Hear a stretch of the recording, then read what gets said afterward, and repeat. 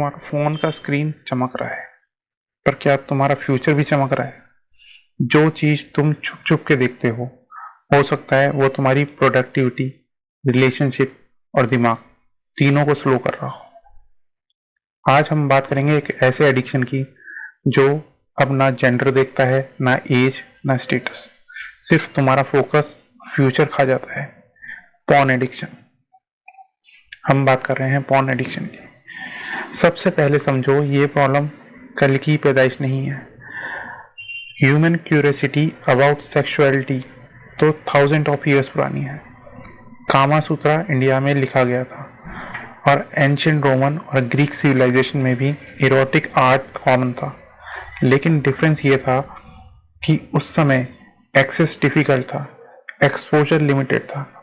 एक लाइब्रेरी जाना पड़ता था या किसी केव या स्कल्पचर देखने के लिए बहुत दूर।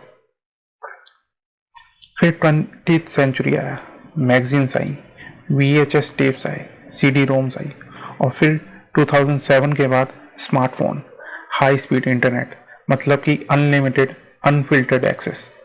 पहले जो कंटेंट एक महीने में मिलता था, अब वो सिर्फ एक स्वाइप पे मिल जाता है, फ्री, फास्ट और प्राइवेट। यहीं से शुरू होता है आज की जनरेशन की एक silent fight.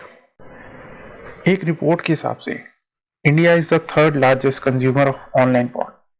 Over 70% youth 15 to 24 age group has seen adult content at some point.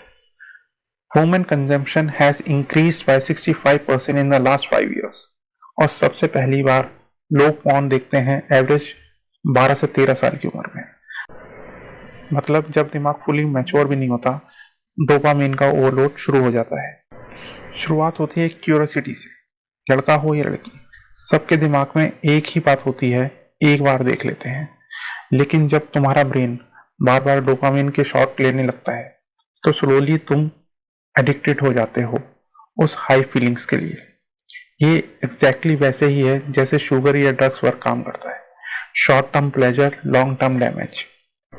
एक साइकोलॉजिस्ट एक्सपर्ट के हिसाब से पॉर्न एडिक्शन इमोशनल नमनेस लाता है, सेल्फ वर्थ इशू है और रियल इंटीमेसी का फियर डेवलप करता है।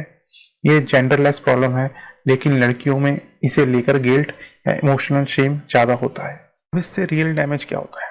लड़कों में लो फोकस, हाई एंजाइटी पैदा हो जाती है, इरेक्टाइल डिसफंक्शन के साइन दिखने लग जाते हैं और लड़के फैंटेसी को रियल लाइफ इंटीमेसी से कंपेयर करने लग जाते हैं।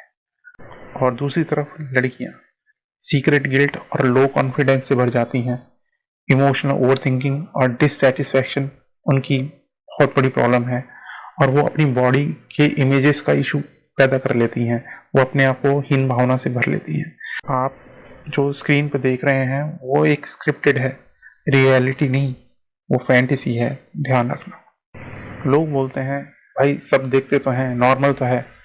तो क्या अगर सब लोग 20 मंजिल की बिल्डिंग से कूदने लग जाएं तो आप भी कूदोगे क्या? हो सकता है उनके पास पैराशूट हो और आपके पास नहीं।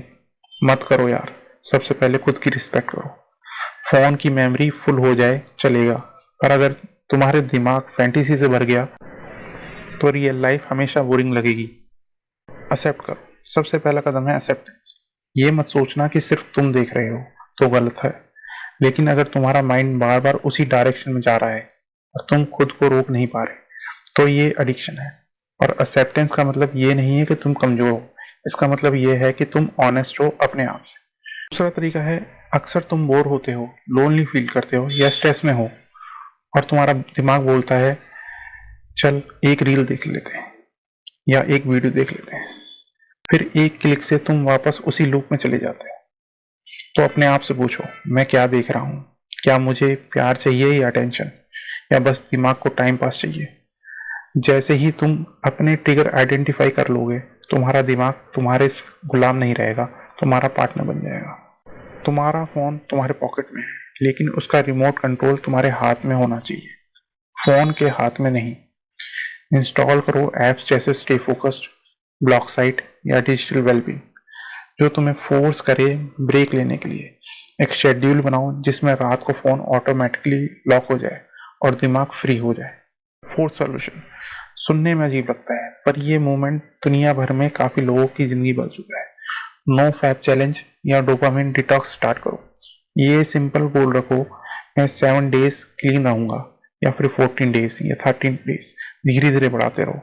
और हर बार जब तुम टेम्प्ट हो, एक डायरी में लिखो क्या सोचा, क्या हुआ, कैसे कंट्रोल किया। ट्रस्ट मी, तुम्हारा ब्रेन तुम्हारे साइड पे आएगा। फिर है फिफ्थ सॉल्यूशन, अगर दिमाग को काम नहीं मिलेगा तो वो वही काम करेगा जो तुम चाहते हो। तो कुछ प्रोडक्टिव हैबिट्स लाओ। मॉर्निंग वॉक पे जाओ, बुक पढ़ सकते हो, मेडिटेशन या जर्नलिंग कर सकते हो। स्किल बिल्डिंग के लिए कुछ एडिटिंग सीख सकते हो, कोई गिटार बजाना, कोई म्यूजिक से, कोई डांस फॉर्म में, कोई आर्ट फॉर्म में, जो भी आपको पसंद हो। अपने दिमाग को बिजी रखना है।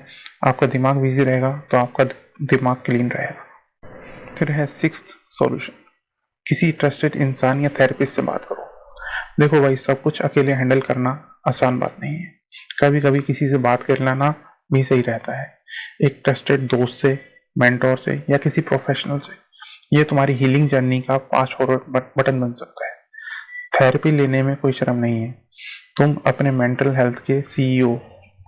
आखिरी सॉल्यूशन, ये रेस नहीं है। अगर एक दिन तुम फिर से वापस चले गए तो खुद को जज मत करो। सोचो, मैं आज हार गया पर कल फिर ट्राई करूंगा। ये माइंडसेट तुम्हें जीत दिलाएगा।